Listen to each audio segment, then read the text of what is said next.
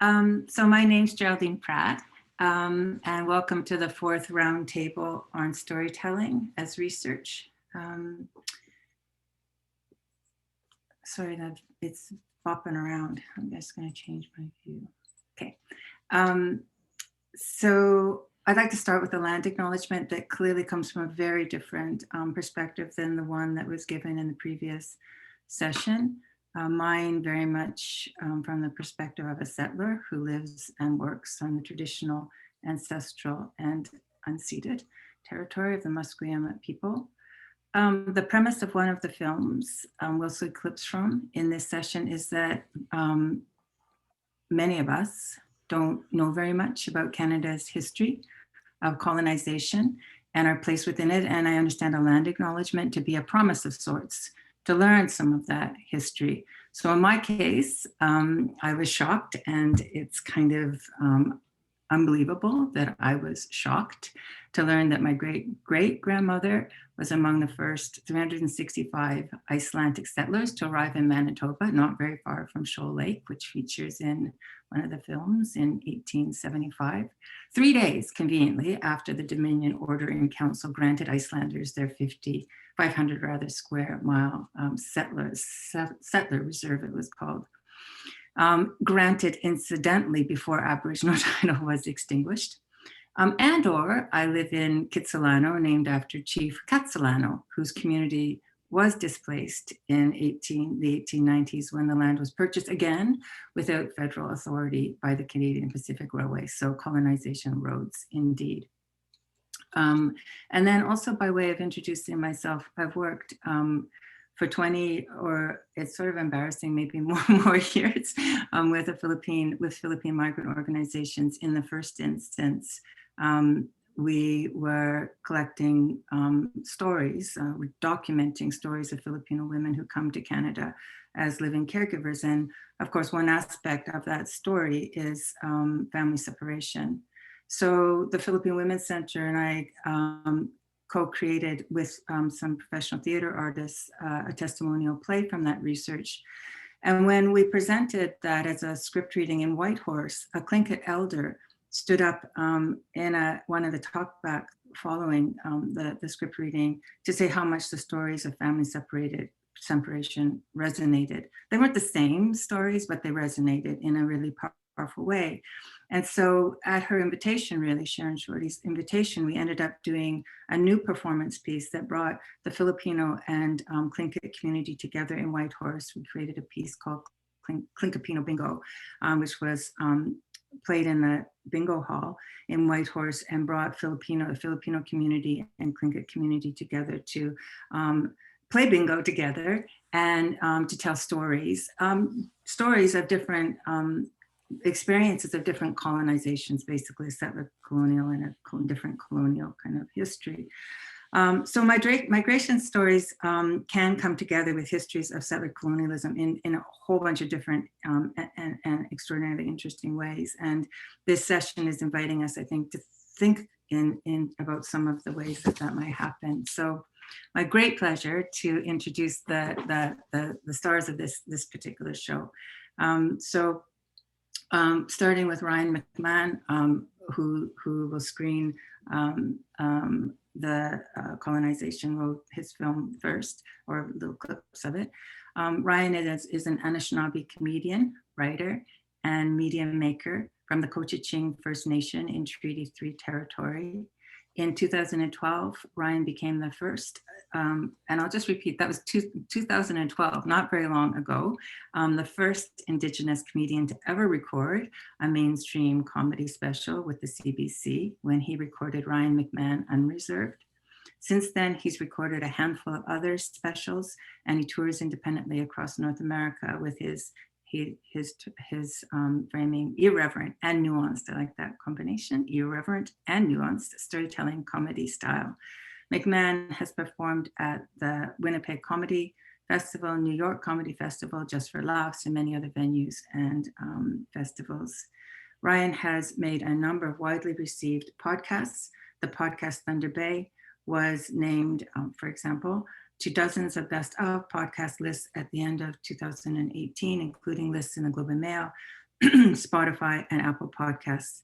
Ryan McMahon is the CEO of McCoon's Media Group, an Indigenous media company committed to telling Indigenous stories to audiences worldwide. His current focus is continuing to build Indian and Cowboy, which is the world's only member-supported Indigenous podcast network. So thanks so much for joining us today. So I'll introduce Peter and then give a sense of the format, and then we'll get going. So Peter Klein, colleague here at UBC, is an Emmy awarding journalist and professor at the School of Journalism, Writing and Media, also a faculty associate at the UBC School of Public Policy and Global Affairs. Peter runs the Global Reporting Program, a year-long course in which he works with master's journalism students from UBC and other universities around the world to study and practice global reporting. And that course grew out of a decade-long international reporting program in which the School of Journalism students travel around the world to work with news organizations, including the New York Times, Toronto Star, The Guardian, PBS Frontline, Vice News, Al Jazeera, and they've produced documentary projects that have won awards from a good number of the major news organizations. At the Global Reporting Center, Peter also oversees long-term investigative reporting projects, and we're gonna find out. We're gonna learn about one of, I don't know if it fits within that category, but one of the projects today. So the setup is, the format is that we'll first see a clip from Colonization Road, and then Ryan's gonna say something about introduce the work, about the process of making the work or issues that came up, or what, just whatever you feel like saying about it. I love the timing here about, oh no, you've got 10 minutes from 11:43 to 11:53. And then we'll move over to a clip of from Turning Points, Peter's project that was, it's a series of films from Yellowknife.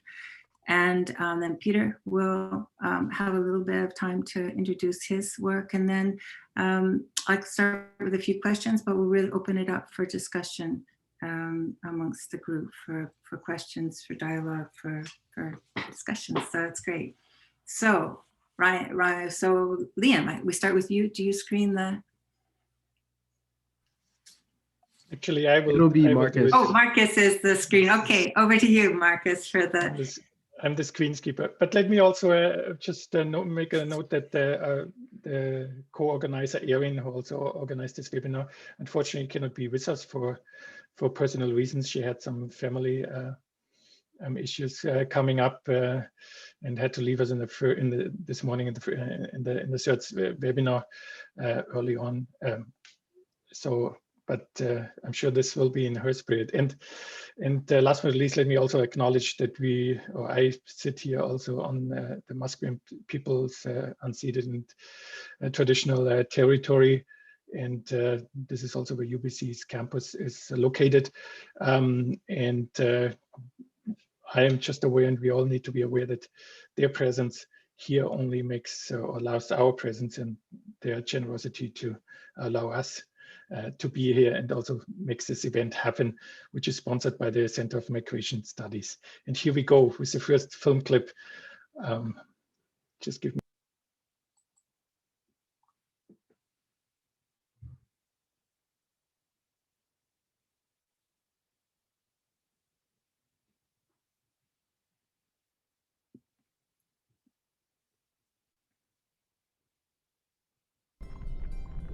What are we talking about when we talk about the settlement of Canada?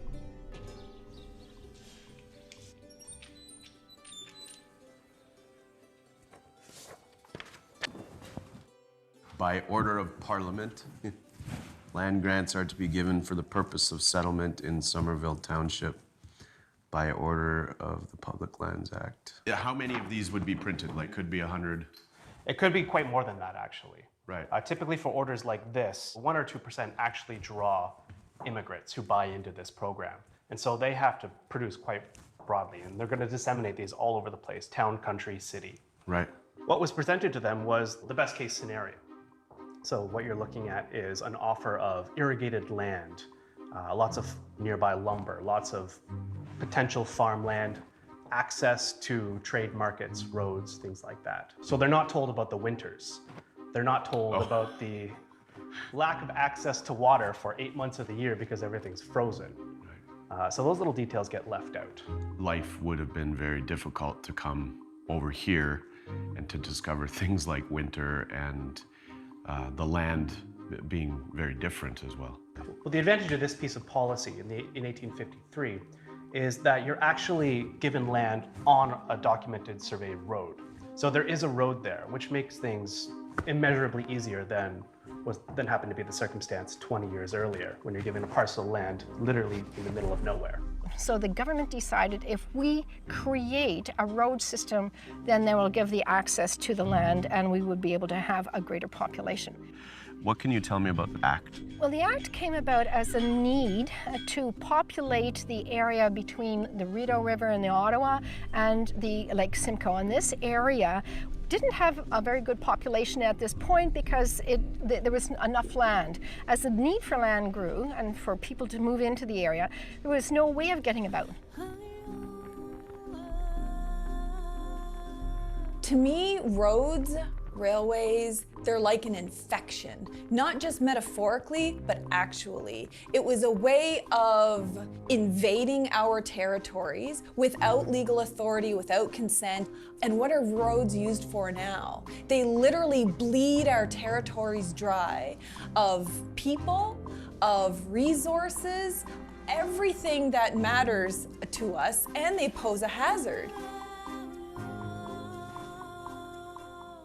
I think the early settlers had a real difficult time with what they called the wilderness, which is, of course, we don't have wilderness, this is our home.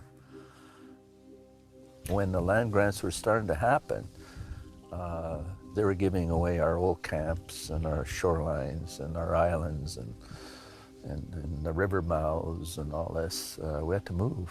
In fact, we were being shot at. It's a history which started with conflict. So we had to move. We had to move. It's one of the fallacies of history. We honor their names, but we don't necessarily honor the people. We've lost the people. We're honoring the act of what they did, not so much the people. So these settlers, they really were, consciously or not, the vanguard. Their names are on our streets. I mean, we revere and honor these people for their hardships. Awesome. So let me get this straight. In Canada's earliest days, if you were a rich and powerful white dude actively colonizing, you got a road named after you. But sometimes they just flat out named the road Colonization Road. This was manifest destiny, Canadian style. There was a colonial agenda that was behind all of that industrial activity, and there still was a power elite that existed in the eastern parts of the country, and they saw the West as their resource bank.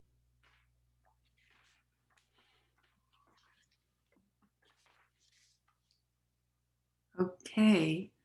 Ryan, it's over to you to say whatever you feel like saying about the making and the reception and whatever you feel like saying about the film. Great, thank you, Geraldine, and thank you to the organizers for inviting me to share space today. It's really nice to be here. I'm currently in Hamilton, Ontario, in a shared territory of the Haudenosaunee and the Anishinaabe peoples.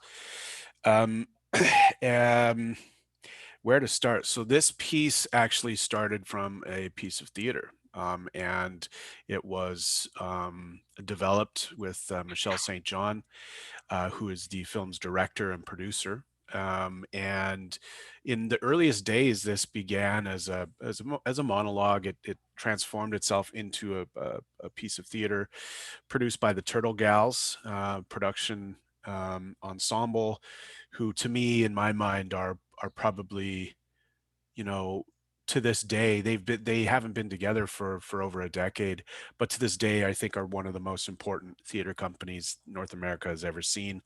They were brave and bold and forward-looking and hilarious. The Turtle Gals were.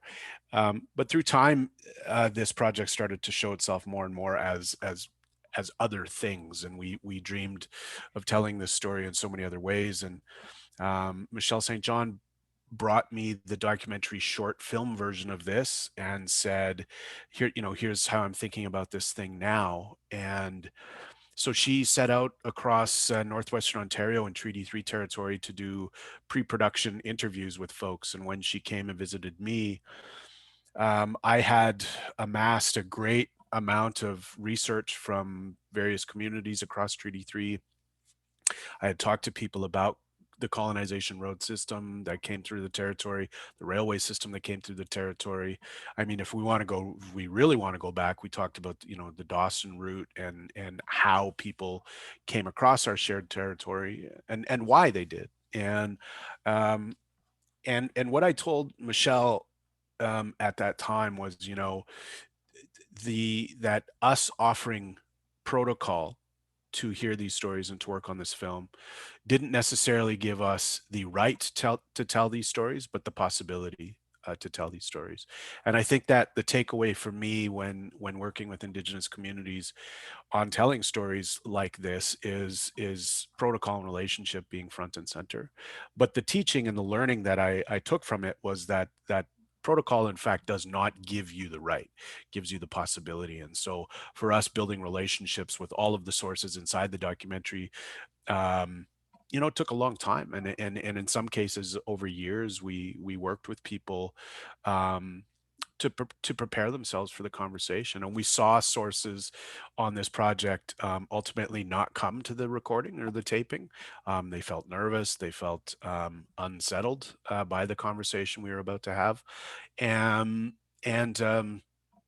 this documentary, just by luck, gets bought by the CBC and launches and airs actually during the year of reconciliation that was in 2015, when our fearless leader, Mr. Trudeau, declared all things reconciled, and it became the country's project. And so the fact that the timing of this film debuting, it falling around this time, I think was a great benefit to us. It's been used in a lot of different ways to spark conversation, to spark the imagination of young people, and to really draw to a light, just what the roots of this country are. And during Canada 150, the film reemerges and everyone gets excited and angry and worked up again to once again re-examine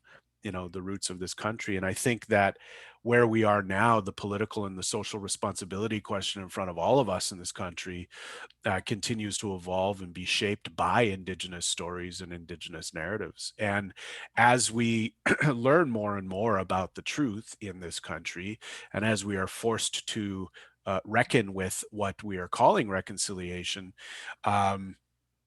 if this truth continues to evolve and change, I feel like we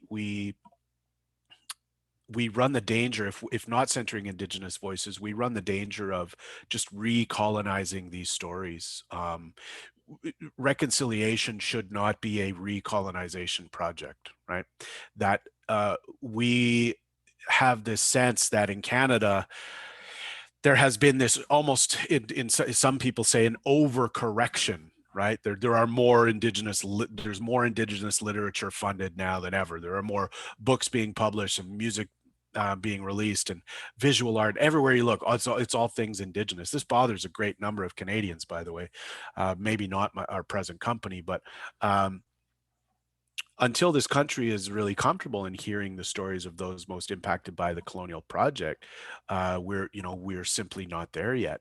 And what I present often and what I speak to consistently is that until Canada is really comfortable hearing from Indigenous women and Two-Spirit people themselves, those that are most disproportionately affected by the colonial project, then we're going nowhere fast. And so, to me, what is exciting and what is on the horizon for all of us are the efforts of things like the Indigenous Screen Office right now, which are helping to to correct the Canadian film and television industry that are looking at how to strengthen Indigenous production in this country. You know, it matters who tells these stories and how those stories are told. We're in a time right now that I think 30 or 40 years from now, they'll look back on this time and they'll say that's when it all changed. You know, to quote Drake, which I often do because I am a chubby father of 2 teenage girls, what a time to be alive. You know, that I think we are in a time that I don't know that, I think my ancestors certainly dreamed of, but I don't know that in my lifetime I thought we would see. We've come a long way in a short amount of time. Projects like the Thunder Bay podcast that I've worked on over the last 5 years. I mean, through 2 seasons of that, you know, our motto inside of that project is trust over tape.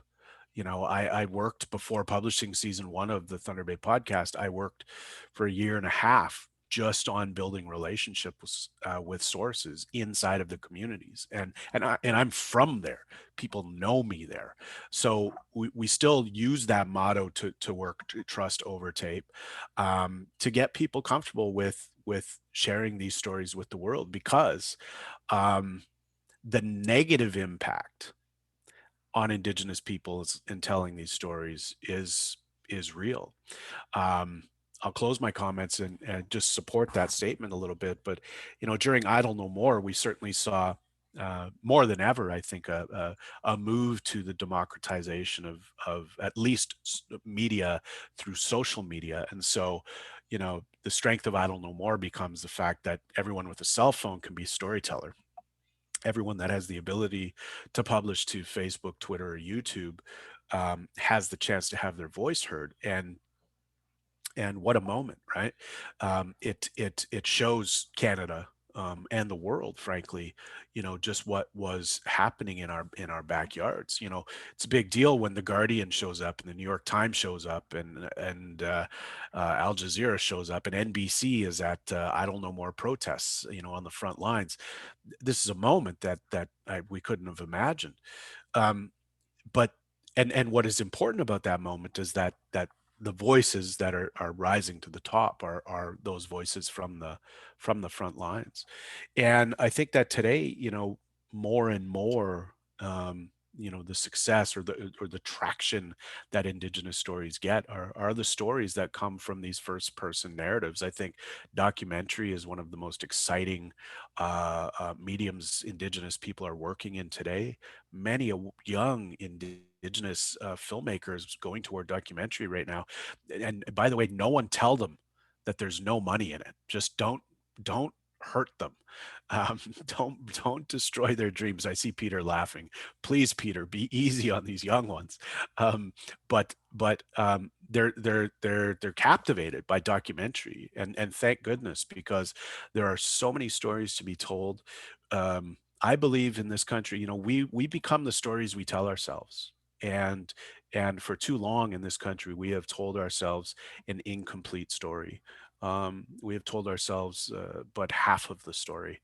And so this time that we're in, that we are all getting to witness and experience, is a retelling of what the promise was in this country. And it's an amazing thing to witness, and I'm glad to be here. I look forward to the further conversation. Miigwech. Thank you. Lots there to follow up, but now we're going to move to the clip of one of Peter's pieces.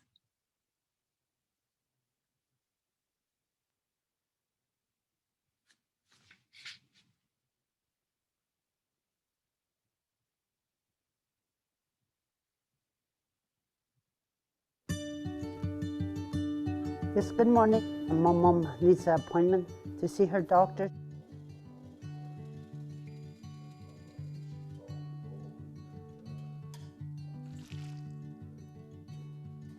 She's getting old, she's 95. She needs somebody there. Go visit her, do laundry for her, cook for her. Okay, I'm gonna make some bannock. We're still working out a lot of things, but it's a lot better than 30 years ago. Yeah. After I got out of residential school, I was angry at my mom for a long time. I said, I blamed them, I guess. 7 years old. Don't know why they sent me there. They were all strangers to me. Nuns were all black, dressed in black. I lost my language, my cultural. Yeah, I even lost myself. I just measure my flower.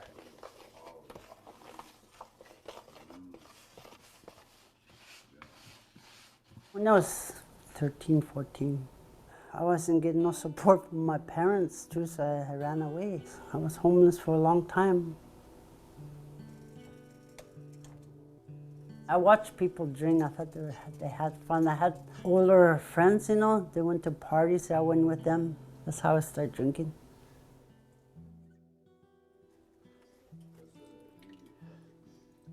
I used to go to jail. I used to go to Zhongtang. I used to go on the street, like on the schedule, you know, many times.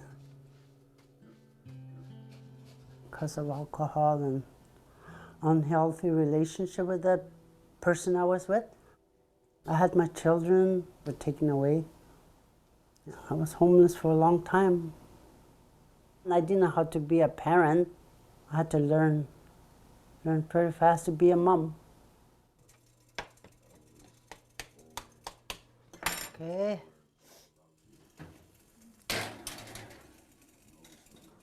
I tried many times to sober up. I went for treatments. In the last 20 years, you know, I went for treatment, never worked, because I didn't want it to work.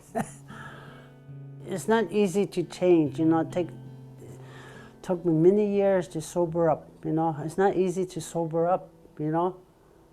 And I did it, anybody could do it.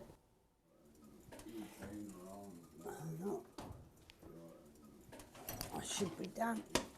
Oh yeah, right on. It's hot. Oof. Okay, it's done. But eventually, I forgave my mom. I'm closer to her now. Today, I'm having a better relationship with her. She tells me old stories about her when she was young, and she taught me how to sew. Yeah, I pass it on to my girls. I got 3 daughters.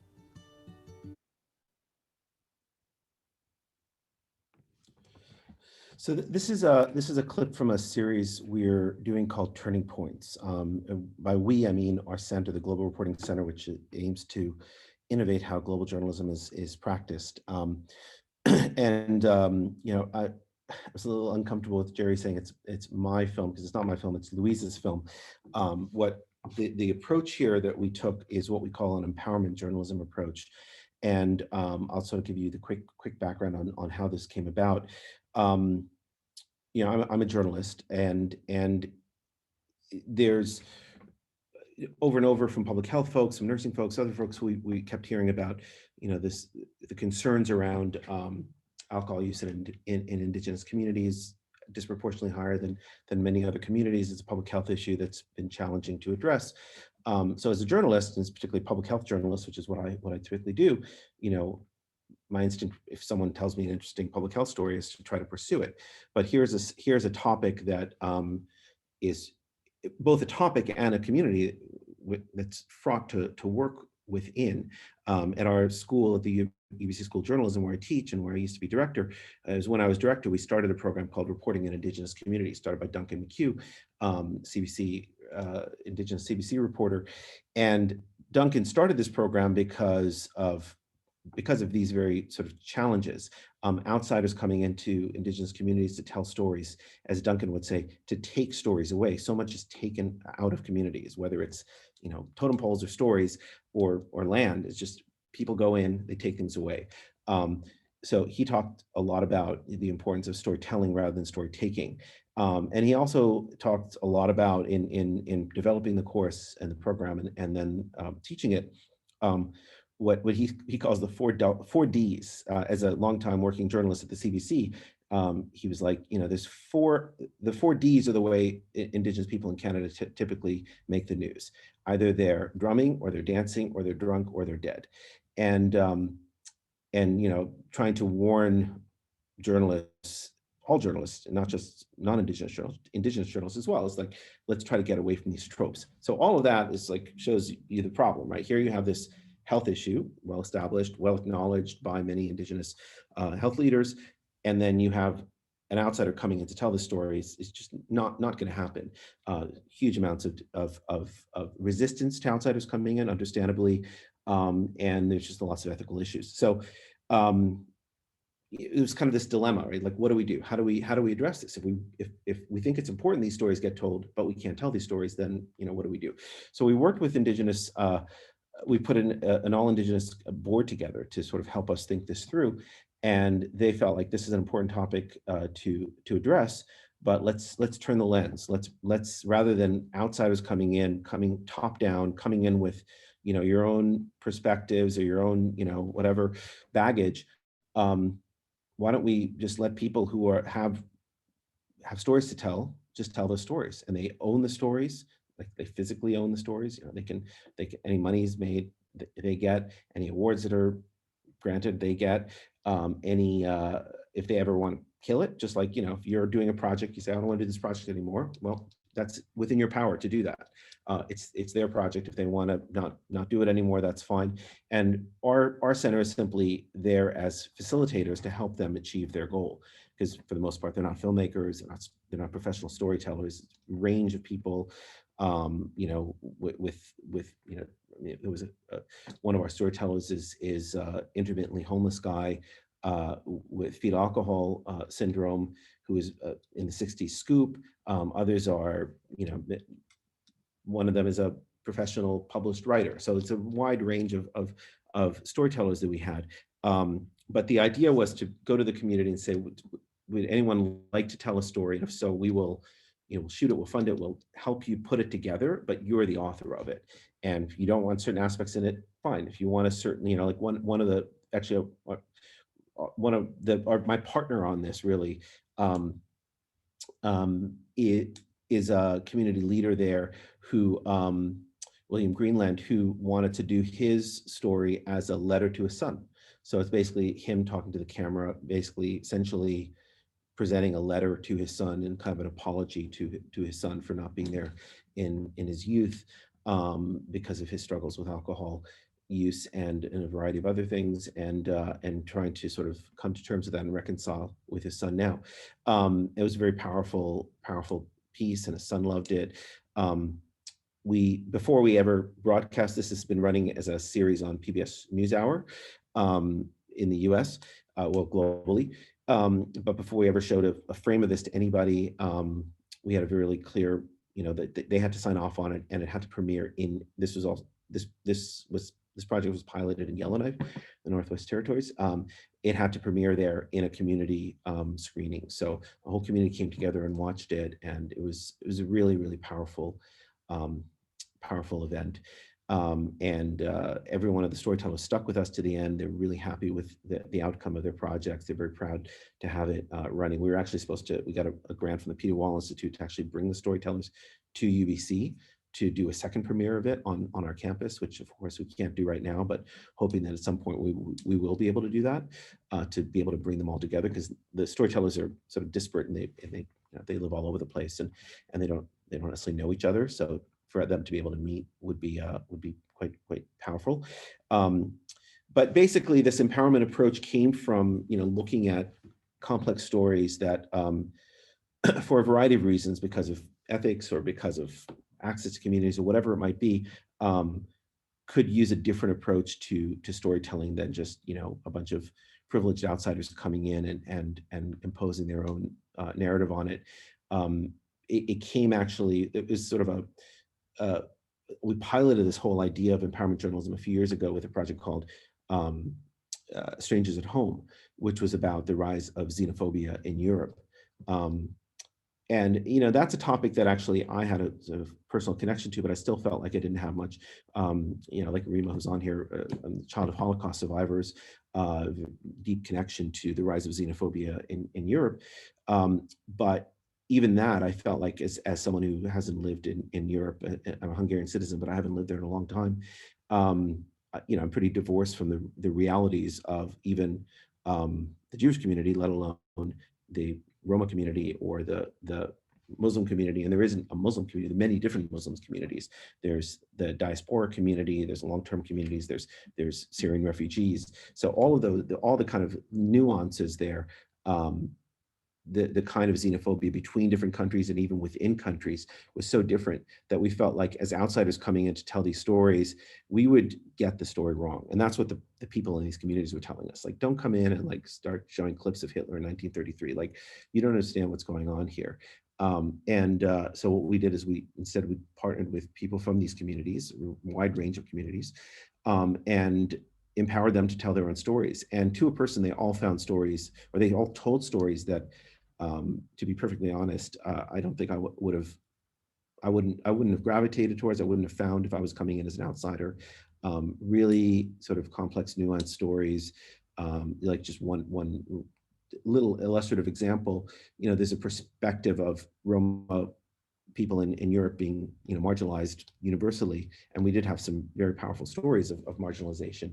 But methods of marginalization are different than what you often think about. But one of the stories was a prominent Macedonian Roman singer, actually, and community leader, who wanted to tell the story about how good life is for Roma people in Macedonia, which, you know, kind of goes against the expected narrative. But she said, look, the bottom line is Tito, for all of his, you know, failings as a dictator during, you know, the Cold War era, in Yugoslavia, gave Roma people rights. And unlike other countries, people were allowed to go to university. They were allowed to go into professions, to be teachers, to be journalists, to be lawyers, to be doctors. And so, you know, 2 generations later, you have Roma people integrated in a way that in so many other countries, most other countries in Europe, they're not. So she was using it as kind of a solutions lens, like, you know, the problem's not Roma people, the problem is how everybody's treated us. And if you treat us well, we can be just like everybody else and be, you know, productive members of society. But if you marginalize communities, like in neighboring countries, like in Hungary, where I'm from, you're gonna have a very different response. So, you know, it was a very unexpected story and a really powerful story that came from people living these experiences. So that was another experiment we did with empowerment journalism and really opened up our eyes to kind of trying to challenge the norms. And I guess the reason it's, you know, as a journalist, this is a fireable offense at the New York Times and CBS News, where I've worked. If I go to any story subject, whether it's I'm doing a profile of Beyonce or I'm doing an investigation of a corrupt, you know, member of Congress, you don't hand the storytelling power over to the story subjects, because then, you know, Beyonce just turns into PR, and, you know, a member of Congress who's, you know, trafficking women in his spare time, he's going to probably hide that part of the story and tell his story about how awesome he is, right? So you don't hand storytelling power over to your story subjects. That literally is a fireable offense. But we went against the sort of norms of traditional journalism to try to you know, challenge it and customize the storytelling approach. And for the most part, well, to this day, you know, everyone we've worked with, media organizations, have been perfectly comfortable with it, as long as we're transparent and we explain why we're doing it. So with PBS NewsHour, that's exactly what we've done with this Turning Points project. And we said, you know, here's this problem. People wanted to tell their stories, but they want to sort of follow that mantra of no stories about us without us. And we respected that. So that's where this project came from.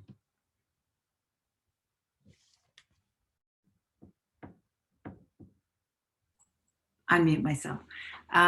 Thank you very much. And so now we can open it up for conversation. But I'd love to take the chance to ask a few questions to get the conversation going. If you and just to kind of lay down some ground rules, I'll my job to watch the chat. So if you want to send a question via chat, you're welcome to do, but otherwise, do feel free just to pop in and ask your question. There's no need for the formality of filtering it through me. So 2 questions. They're very personal in terms of that my own research. So they might seem a bit weird because they do come from my particularities, I guess. So one thing that I'm interested in is the kind of emotional tone of the stories that are told. And the play I did with the Philippine Women's Center in Nanay was got the award at the Push Festival for the saddest play at the Push Festival of the year 2019 when it was or 2009 actually. Time goes, when it was first performed. So got the saddest play, and then working with Sharon Shorty, who is a comedian, as Grandma Susie. She participated as her alternate Grandma Susie, just hilarious. And so it made me think about humor, rather than the sad stories, the power of humor, it's like wicked. And so just to kind of think about, I'd love to hear you think about that, or to talk about that, both of you. And then the other thing I wanted to ask about, and again, this is a kind of, maybe I was able to work with the Philippine Women's Center for so many years because there's a sense that I'm always, as interested to learn from the failures of and I think there's a way, particularly academics who work in a participatory way, to tell the kind of virtuous story of what works well. And I'm as interested in hearing what didn't work well, or what could we learn from. I mean, I find I learn more from when I fail than from my big successes. So I'd love to hear that too. Like what have you learned from what hasn't worked as brilliantly as the kind of, yeah. So throw that out to really the 2 of you in the first instance, but to the group. Ryan, I have massive failures, so maybe I can start with that, and then I can hand it over to you to talk about some of the other things. With this particular project, Turning Points, one of the things that I had to kind of get over was, it's if you're a filmmaker, and that's what I do, I make documentary films. You used to being in charge, you used to having a vision, aesthetic vision, a storytelling vision, and so what we would do is we interviewed them, we talked to them, what kind of scenes would you like us to film, what would you like, and then we had this stuff, right? Like what you do, whether you're academic, you have a bunch of qualitative and quantitative research, or you're a filmmaker, you have a bunch of film, you just have a bunch of stuff, and you got to figure out how to make a form out of it. So what we did is we did a sort of a first pass on it, and both responses we got was frustrating. Sometimes they would be like, great, looks great. It's like, no, this is supposed to be your thing. Like, this is just a first draft of it, but like, you need to come in and you need to form this into your thing. This shouldn't be my vision, it should be your vision. So then we had to sort of push them to really kind of give us their notes. And then in other cases, they were like, no, I don't like this at all. Let's start all over again. So we, in some of these drafts, we did 5 different versions. This took a long time. I mean, it was a ton of work. And one thing that a lot of people have said is like, this is great, but like, you can do this in academia and you have the time and all this, but like, it's not in fact, we just hired a new person at our center, actually a Canadian Indigenous journalist, but who hasn't been in Canada for many years. She'd been running newsrooms all over the world, and she was like, I could never do this in my newsroom. Like, just, you spent 2 years on a project, like, that's not reasonable. So I think part of it is like just also training newsrooms, like, sometimes it is reasonable, sometimes things take a long time, and sometimes you have to be patient. You can't rush these projects.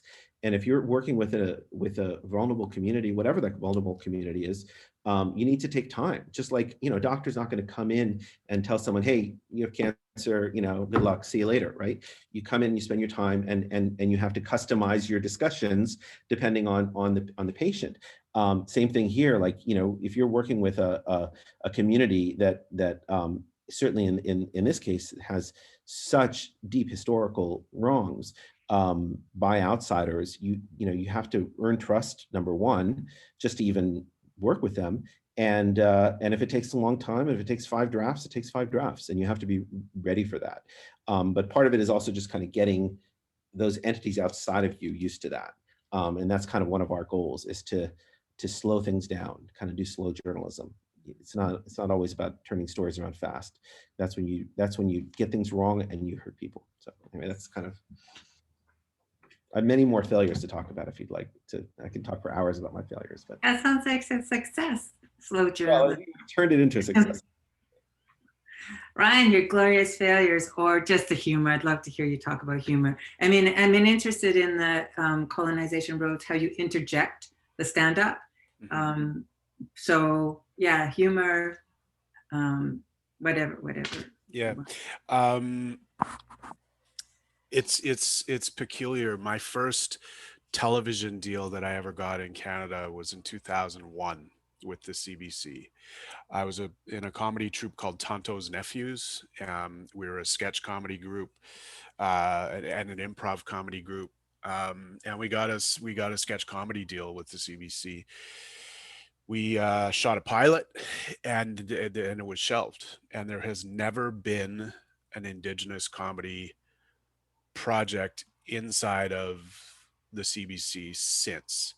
There have been some that have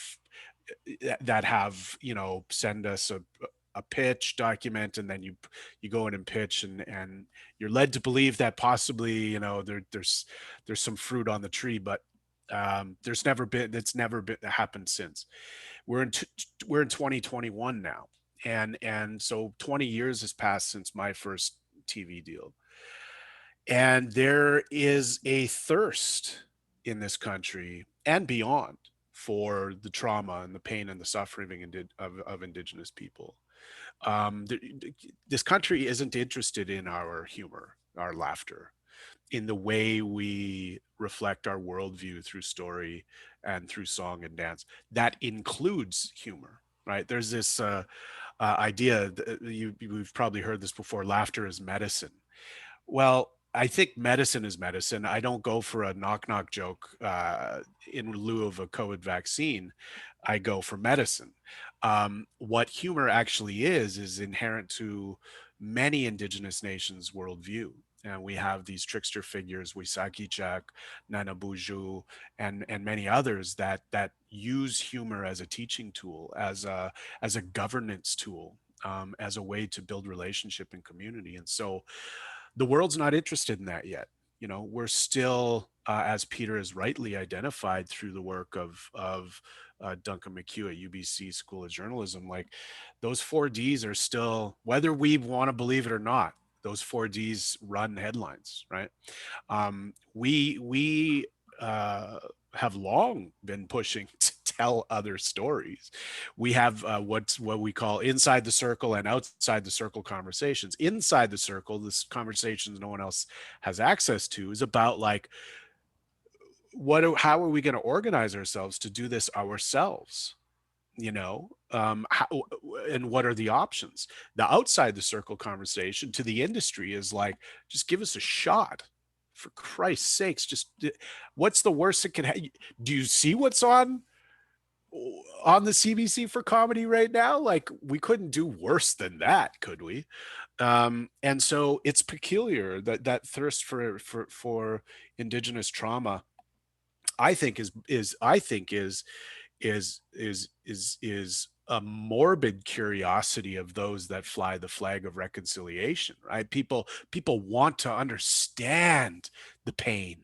They want to feel and see it. And so we have to be very careful. This is why I said in my opening preamble, we become the stories we tell ourselves. We need to, as an Indigenous creative, I need to stop telling the stories of suicide and trauma and start telling young people that there's a reason to live out here.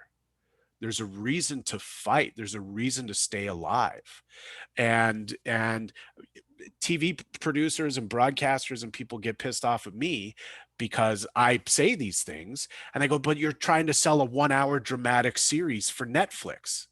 And I say, yeah, but we can do it in our with our own storytelling sensibilities and our own aesthetic. We don't have to. So for example, the Thunder Bay podcast is being adapted into a documentary series for Crave. It will launch at the beginning of this coming year. It's a 4-part documentary series, big blue chip, huge investment from Crave and Bell, and I'm making it with E1. The dramatic series rights have been optioned, and we will be making a dramatic series adaptation as well. And I'm meeting with showrunners, and every showrunner gets the same question right off the top. The first question I ask is, what are the first pictures we see? What are the first pixels I see moving across the screen? And invariably, I would say 7, 8 times out of 10, it's, well, we open on a crime scene and there's a dead kid laying on the ground. And if you know the story of Thunder Bay, you know about the 7 fallen feathers. And that's not what I'm doing. I'm not opening that series with a dead kid. What if, imagine this, what if we open the series with an alive kid? Holy shit, would that be strange? So we have to be very careful about how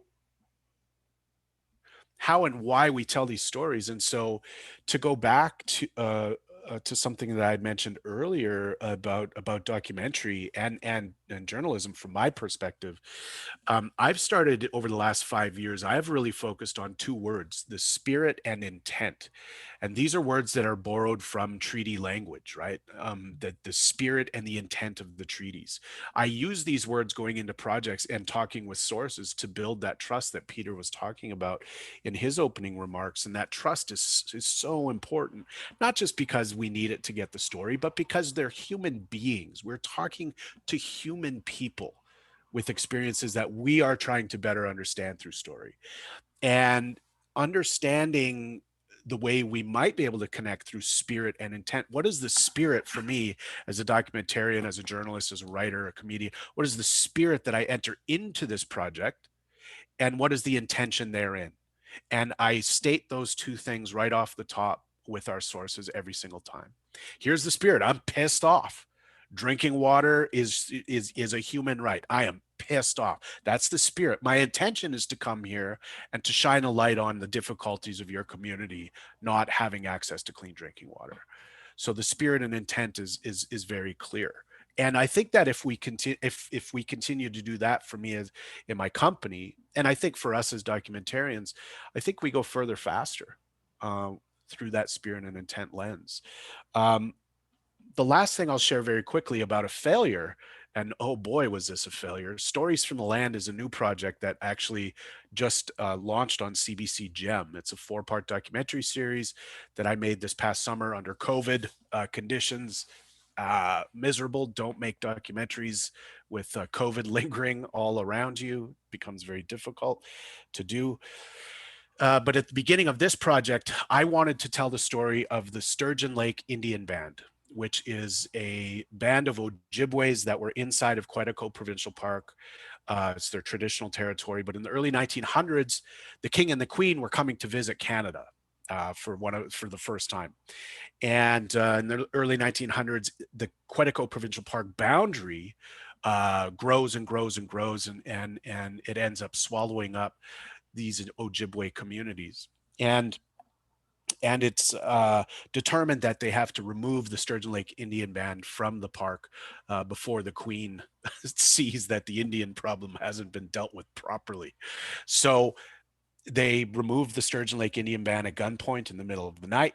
And this is in my traditional territory. And so I want to tell this story.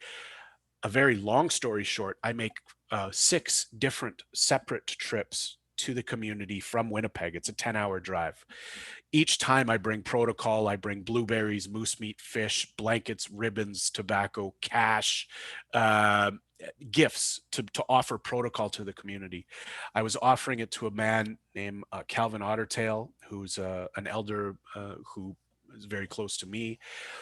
And so he knew me. And every time I came back to the community with offerings, he would ask, well, you know, what, why do you want to tell this story? And I was fired up, and I was like, Canada needs to know that the world needs to know the truth. And you go, okay, well, come back in a couple of weeks, and we'll meet with the elders. He sends me back and forth all of these times. So 20 hours there and back every time I visit. More blankets, more fish, more moose meat, more blueberries, more cash, more tobacco, back and forth, back and forth. Finally, on one of the last times I visit, he says, I've asked the elders if I can help you tell this story, and they're not sure yet. They're still thinking about it. And I said, okay, I guess I'll just wait for the answer, thinking that maybe the answer would be later in the day or whatever. And he said, we'll have to send you away again, but you'll come back to tell that story. Calvin ends up passing away, and I've never told that story. I've never been able to tell that story. It's not my story to tell, is what I've come to learn, is that they don't necessarily want that story told. Otherwise, they would have given me permission. And so blindly going in there without the spirit and intent being stated very clearly from the jump, and not having the trust of the community were big lessons for me in the making of that, or the unsuccessful making of that project. Thank you. Yeah, painful. Painful. I mean, I must say a little bit of my experience in Whitehorse. It resonates. I mean, we created Klinkapingo Bingo, but it was too fast. It was just we had we were in the Nuit Blanche, like the festival we had to do, and it was just too fast. So yeah, that would be a failure story I could talk about at length, but mixed. We can open it up, but can I ask you, I have one other question I'd love to hear you talk about, and that is, both of you have kind of moved across different media, and this is a focus on film, but the moving from theater to film or news, or just I'd love to, like, how did the Colonization Roads, for example, move from theater and film, and what do you gain, what do you lose, or stand-up comedy, you're in a room, like I can't think of anything scarier than doing stand-up comedy. It's like a nightmare, and improvised too. It's just which was a little bit like Klinkapingo Bingo wasn't improvised. I just like, oh my heavens. So what is it to move across media? Both of you have done that in different ways. I think it'd be interesting to hear.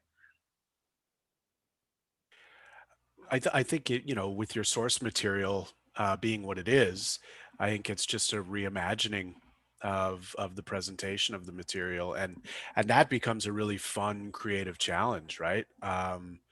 You find ways to, in a live presentation, you find ways to present data. You find ways, are there visual ways to present the larger themes?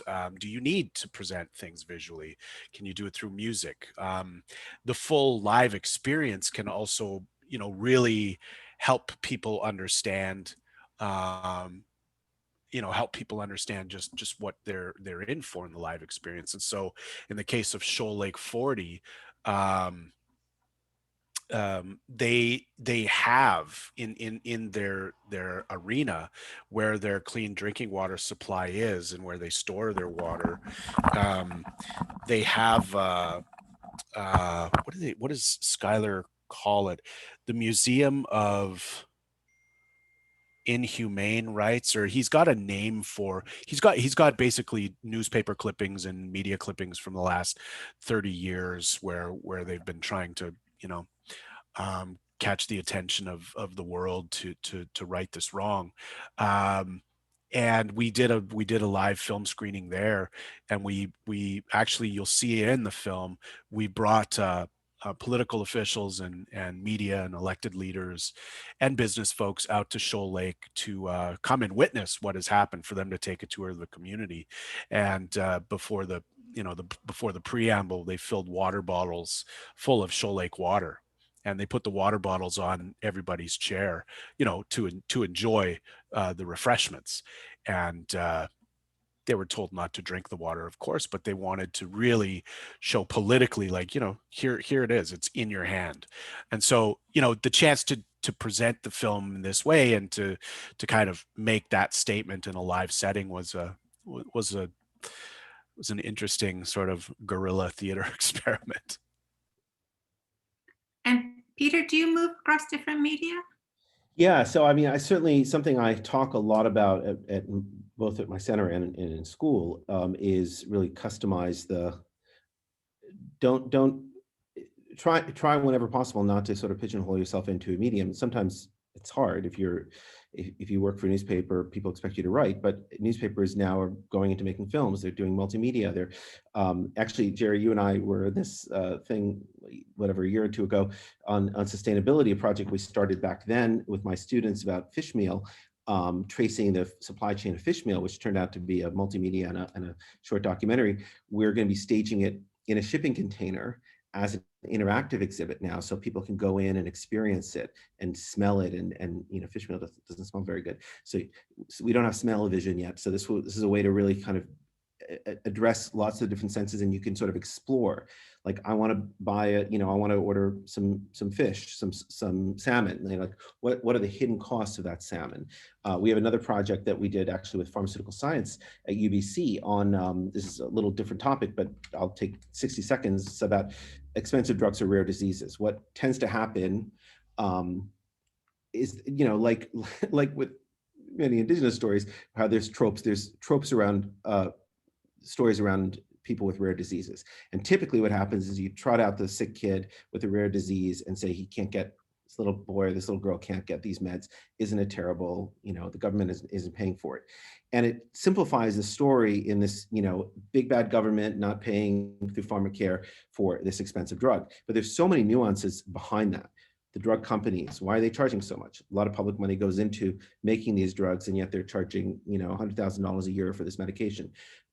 There's different provinces. One province will cover this medication, another province won't. That seems to go against the spirit of universal healthcare in this country. There's all these different layers of it. So what we did is, instead of doing a documentary or a written piece, we did an interactive where you sort of don't allow the emotional story of the dying person to hijack the narrative, as much as that's the instinct of a storyteller, right, is just to have this amazing story, right? It's like it's like the dead kid in Ryan's example, right? Like, that's the compelling way in, right? But that's not necessarily the right way in. So the poor sick kid who can't get the drug is only the entry point, and then through a kind of also multimedia game, you're forced to basically hear these experts and the policymakers and all the kind of levels of nuance.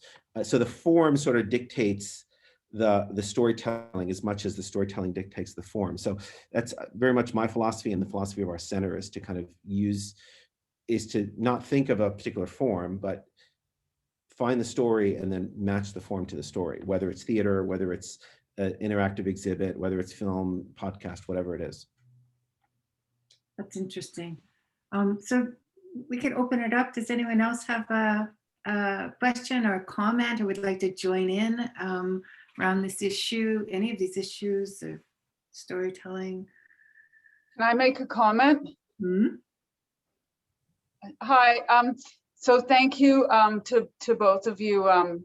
I know Peter, I don't know Ryan personally, although Ryan, I guess I wanted to know you to know that your one line about the collective assholes in the room was one of my favorite movie lines of all time. So I always remember that.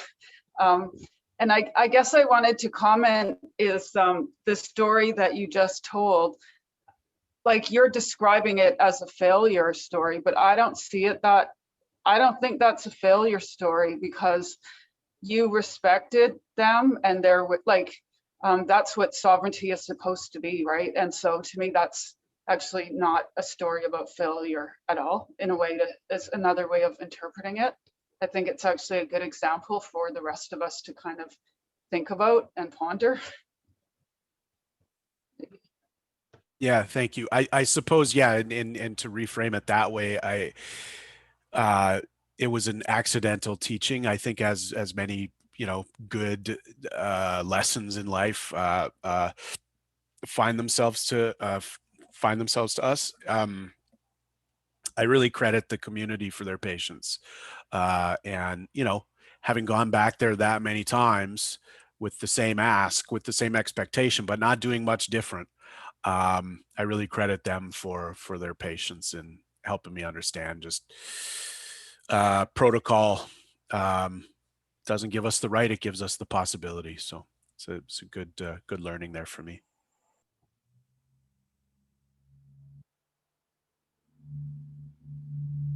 Any other? Markus? Yeah, but as organizer, I don't want to dominate the discussion. But I just, it's interesting to me, having been as part of all of these webinars and listening in and learning a lot, since I'm not a filmmaker, right? This is outside my expertise here too. But there are quite a few parameters which came up in all of the webinars, or in the webinars, and one has to do with what Peter did, what he called empowerment journalism, is giving the authorship back to, or the ownership back to the ones who own the story. And that's why, Ryan, you probably didn't get it from the case that you just brought up again, or we might just brought up again. And that's just so important, though, who is actually the author behind.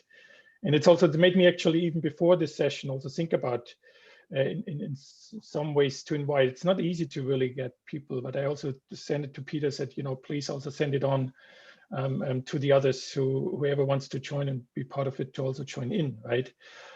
Because that was my own contact that I had to go through. So at the end, this also means at the end, I'm learning, we also need a room, whether virtual or real room, where then also there is more presence, not just of the makers, but of the people behind the stories. And we had this also coming up in the first webinar with the refugee stories, which is a different context, but exactly the same problem, and in meeting them with the respect. And the other thing which came up, which you also mentioned at the beginning, I don't know if you were already on air, so to speak, when we were discussing, was the fact of time, and who the timekeepers are, and how we can change the institutional context, which at the end program failure on a much larger scale in not telling the stories, or not giving the space to the people then to tell their stories, and not giving the time, and not really providing the framework that is necessary to make more stories here possible. So that's my questions for you. So well, if you had the power I know it's this uphill battle, but if you had the power to basically reconstruct or come up with your own institution, right? So whoever would then be, you know, whatever that, how could that be built? I mean, I wish I had the money to just give it to you and then say, well, just go ahead. I'm happy to be facilitator if I can. But in academics, money is also short, unfortunately, for these kind of things.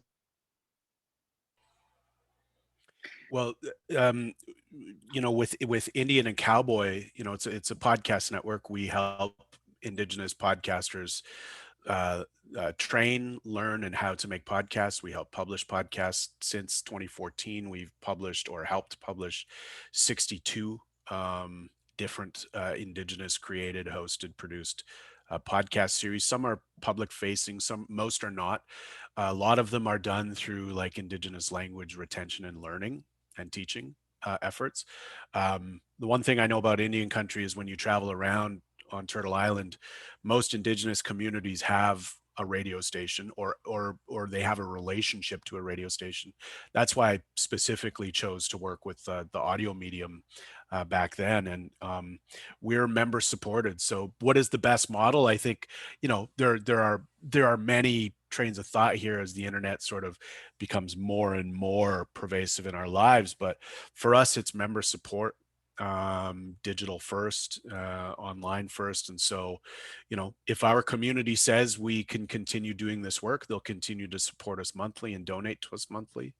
The minute they decide we're not worth it anymore and there's a better option, or that they'd like to support others, they pull their support from us. And so for us, it's, you know, the community is our foundation, and that's who we're there to help, and that's who we're there to publish for. And that model has really taken off. You know, correspondent, I believe from Denmark. Peter, is that true? Denmark? You know, this is a model that has really worked. We see newsrooms going toward this model. We you know, Canada Land here in Canada, the work of Erin Miller at the Discourse, and now, you know, the advent of these small regional and territorial news hubs that are being supported through online membership. To me, this is some of, on the smaller scale, some of the solutions that are currently working. Yeah, I mean, that's exactly, you know, so much of it can come down to money. That's the reason we started our organization, the Global Reporting Center, because, you know, you can understand if a newsroom, if they say, you know, first of all, if you say, I want to spend a year on a project, they're going to say no.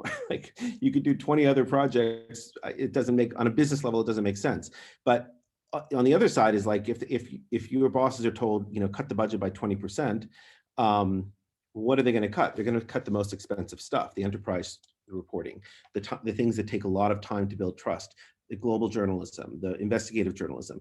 And so we realized, you know, why don't we take all those things that are being shaved off or not being given the space in traditional newsrooms, and do it in a nonprofit. So we don't have a profit motive.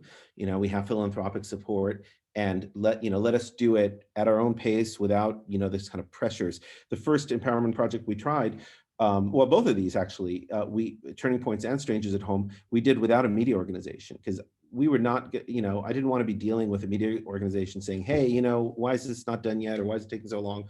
Why is it costing so much?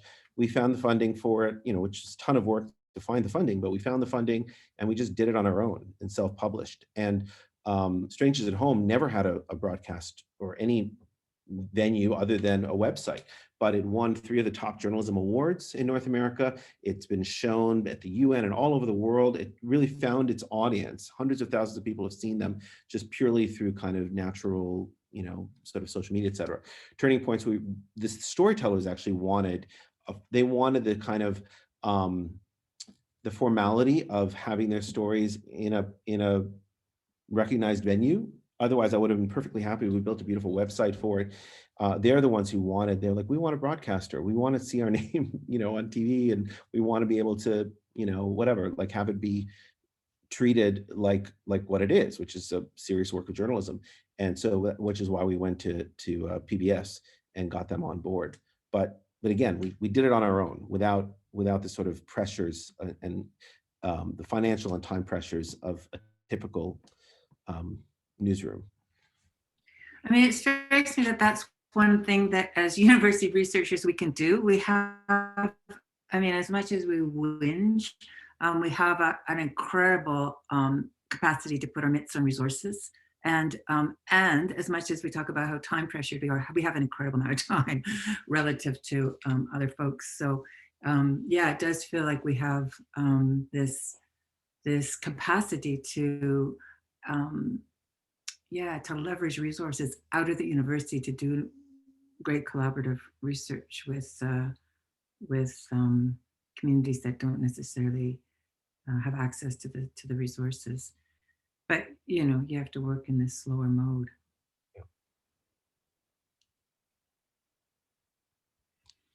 When I started working at a university, I was teaching at Columbia, but I was still working at 60 Minutes full time. And a former CBS producer who worked at Columbia said, you know what the difference is between working at CBS and working at Columbia? And I was like, I don't know, what's the difference? She said, time.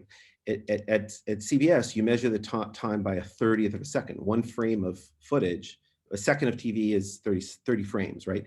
So you measure by, like, let's cut a frame of footage off. That's your shortest measure of time. The shortest measure of time at university is a semester. And that's very true. Like, it's very different metabolisms. And so I think that's a kind of, it's up to us to kind of figure out how to leverage that out. And you are. So it's really great to see. Can I ask one more question? Just because that has to do with what also come up in the webinar this morning, and with the performative aspect and the role playing, and people providing the frame or the context that allows people to really tell their own story and their own stories of success, right? And Peter, in your case, you know, this is incredible success story, you know, just from the excerpt, overcoming addiction, no? That is, you know, more of those success stories need to be told as success stories by the people, and no matter who it is. But the framing, you know, it takes so much time and work and the trust and building trust and the relationship to not be met with refusal, etc., etc. So how can, you know, what's the best way for, let's say, Erin is not here now, but for someone who also tries to then get, you know, change the perspective on turn it back, coming in from the people. I mean, we all so used to, you know, in gender, we know that it's performative, it can be changed and so on, right? Looks like here it's also performative aspect of how people tell stories in a certain medium that way, and then privately a different way, you know. And we're not so aware that it's also the same possibly performative aspect at place where, so that's what I liked what you said, Ryan, you know, we have the ability to, how did you phrase it? I made a note, I don't know if I can find it now, but we become the stories, or we become the stories we are ourselves, or what was... We become the stories we tell ourselves. Yeah, we become the stories we tell ourselves, exactly. And then it's this great performative potential there, no, to also change or bring a change about through the stories. And yeah, if you could, you know, I'm just curious how this, in terms of a larger framing, and not just maybe the institutional, but maybe also just in a very concrete sense, in approaching each other, then, you know, in that way.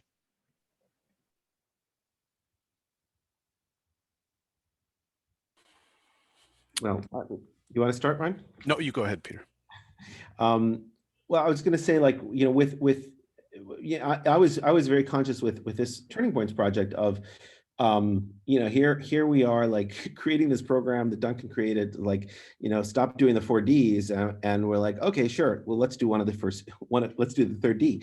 But you know, this is exactly what happened is when you put the storytelling power in the hands of the storytellers, you know, they don't want it. They've had negative experiences, of course, and the negative experiences are important to show how they've overcome these issues. But every one of the stories are really positive stories, but not positive in a Pollyannish way. They're you know, they're very forthcoming about struggles, but then ultimately they're solution stories. And there's a whole kind of new, almost a genre of journalism called solutions journalism, where old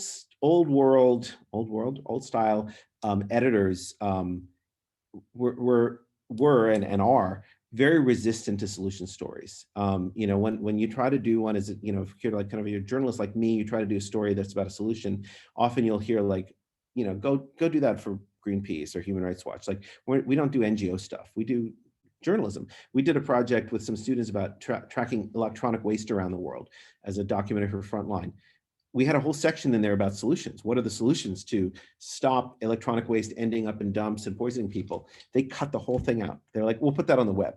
So there'll be a little web extra. So there's, in the middle of the documentary, there's a little text that comes on to find out some solutions. Go to our website. They took 12 minutes out and just stuck it on the website. But I think we have to push back against that, because I mean, Ryan's line, that's my favorite.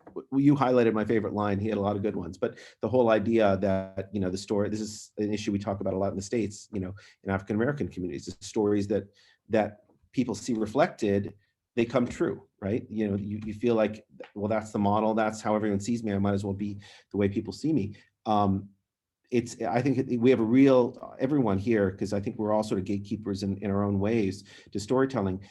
We have a real responsibility to push back against that and you know, push forward stories, again, that aren't, you know, pie in the sky, or, you know, we need to be realistic about these things, and people want stories to be compelling and all of that. But I think we can still look at things through a solutions lens, because ultimately there's no point in talking about problems unless you're ultimately addressing solutions. Yeah, and I want to go back to something Peter said earlier, which I think is brilliant, is the complexity and the nuance that you get from the storytellers, right? That nuance that exists there really is illustrated through those that have lived it, and the way they can uniquely talk about and present their experiences is not something we as journalists or writers are able to do. And so the value of allowing people to tell their story as they experienced it really ties itself back to, for me, language.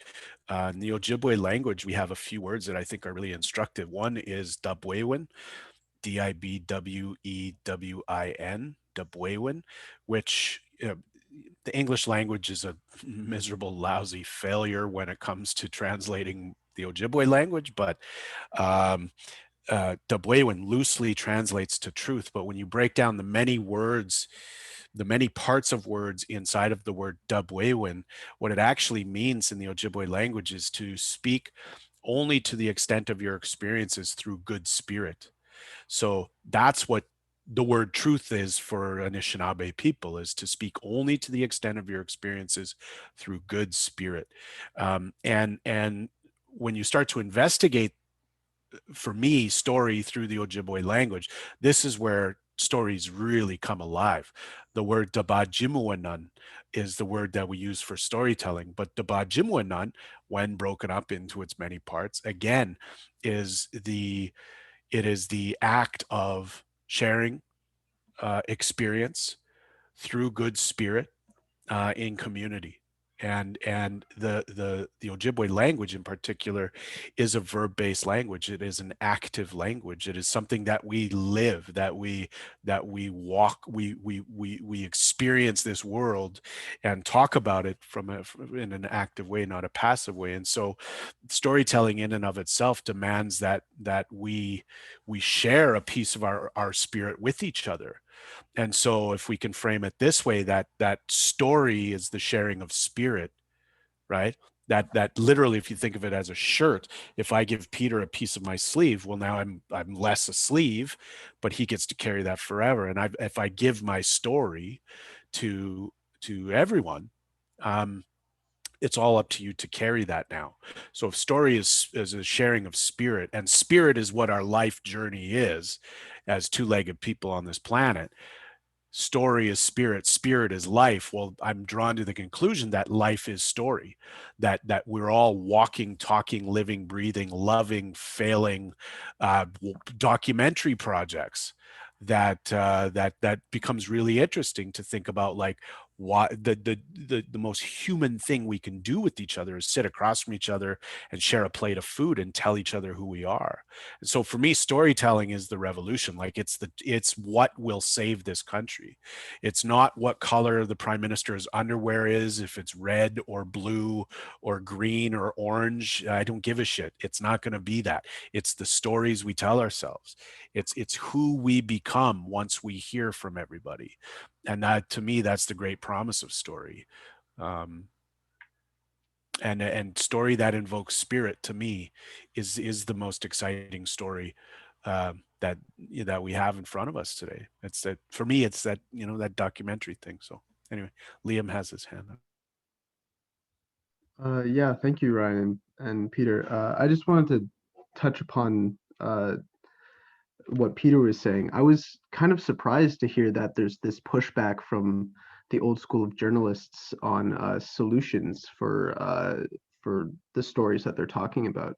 Because just to name an example, I found we've all watched, I'm sure, nature documentaries, and have learned some things about climate change in the last couple years.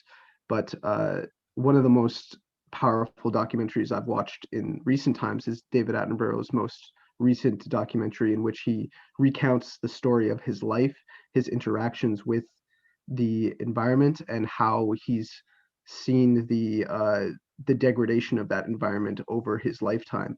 And I think one of the most powerful things about that documentary is not just his shared experience, which is very powerful and is quite a sad thing to experience, but it's the fact that near the end of the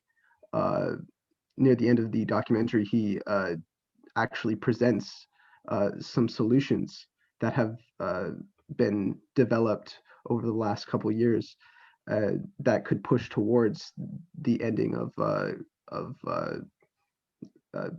the degradation of biodiversity and climate change. And I just think those solutions are extremely important to adding to the discussion, especially in a journalistic capacity where you're trying to convey a story to an audience that may not even be that familiar with it. And if you're only presenting the problems, then that audience may shy away from even putting themselves in front of that.